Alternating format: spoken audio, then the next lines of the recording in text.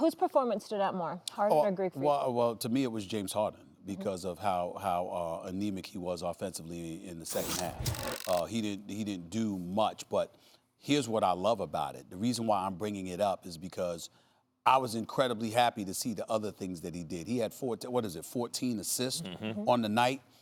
He hit all 14 of his free throws. His shot clearly wasn't falling, but he got others involved and seemed a bit deferential to Russell Westbrook, who was high energy and and obviously hyped for the game.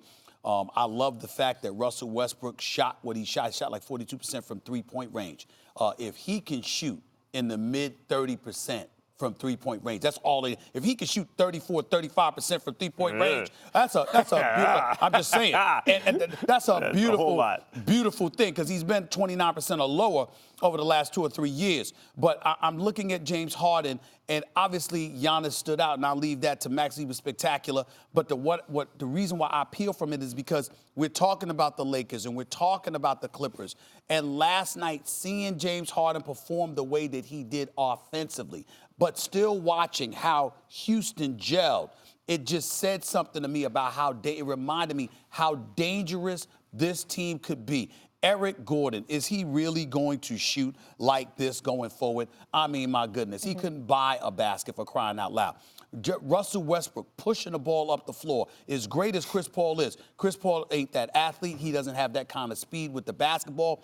And Russell Westbrook's ability to push the ball up the floor and create open shots, you have to ask yourself, is James Harden and Eric Gordon going to shoot like that normally? The answer is no. They're going to be considerably better. So I looked at it from that standpoint, and even though the Greek Freak was sensational and James Harden clearly wasn't, Max had me looking at the Houston Rockets and saying, wait a minute now, these brothers could be for real, which is another reason to be that excited about the season.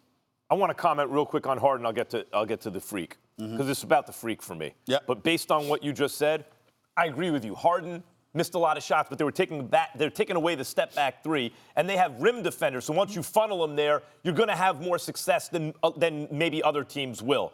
And Westbrook was sensational in the fourth quarter, right? And you're absolutely right. When you add a giant new piece like Westbrook, the team has to learn what to do, who defers to who. Like, that's why the argument they had on the side, that was actually good.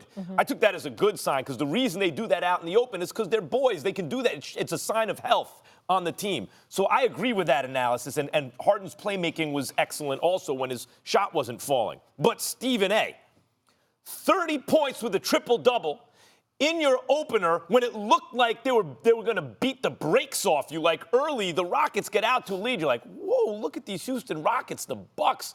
I don't know. And Antetokounmpo willed them back into the game. Started out slow, and by the way, eventually fouled out, but willed them back into the game. This is why I said last year when Kawhi and the Freak faced off in the playoffs, that's going to determine the best player in the game right now. That's the MVP. The MVP in the Freak, plus the guy who I think has a chance to be eventually the Finals MVP in Kawhi. The fact that Kawhi did him doesn't necessarily mean, like, the Freak still may be the second best player in the world. He showed it last night. He was awesome. And in terms of James Harden, everything you say is right.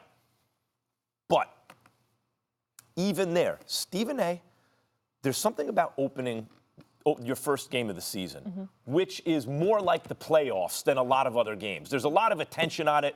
I get it's not fair with the details with the Rockets because they're integrating Westbrook, but people are watching you. What are you going to do? I don't question Harden's game overall, except one thing. With the money on the line, will you hit the shots? How many times do we sit here when the lights are brightest and say, well, Harden did this and Harden did that? The shot just wasn't falling. Brother, when the lights are brightest, you got to make sure those shots fall. And they still weren't. But I think the point that you're missing is that even though Harden can dance on anybody and virtually impossible to guard in single coverage, and you're asking him to make those shots, I think that in the playoffs, what you would witness with Russell Westbrook in him is that he'll get more open, uncontested shots than he's ever had before.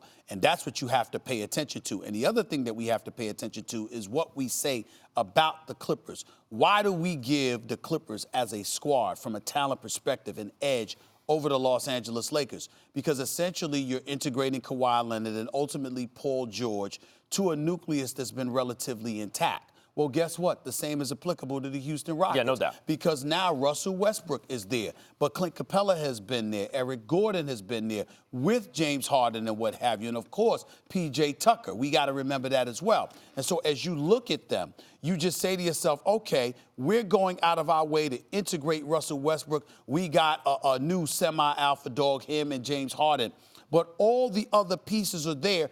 And you're not necessarily asking them to do anything differently. Do you know the only thing that they have to do differently now than they may have had to do before?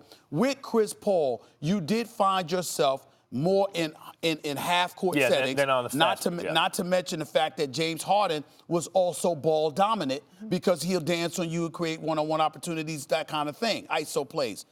With Russell Westbrook, because he's going to push the ball up the floor, the only thing that you're asking these players to do now is run more. Yeah. And why are they running? Because you're going to get open shots. And Russell Westbrook, I am sick and tired of people maligning this guy in this regard. He is not this selfish player that people accuse him of being. He will hit the open man. He will do it. And he'll crash the boards. And the reason Westbrook, my issue with Westbrook is he pulls too hard under pressure because he's trying to do too much for his team. It's not that he's a selfish player. I agree with you. He's been criticized for going for rebounds that should go to his teammates to get triple-doubles and stuff. But I agree that he's a team player. I want to say something else about the Freak. 11 assists. You know why? Because all the playmaking you're giving Harden credit for, the Greek Freak deserves the same credit. And Antetokounmpo is an excellent passer and a willing passer. And his court vision and passing is the reason that offense works so well. Plus, it's easy to hit your shots when they're at the rim, but he hits his shots. Thanks for watching ESPN on YouTube. For more sports highlights and analysis, be sure to download the ESPN app. And for live streaming sports and premium content, subscribe to ESPN+.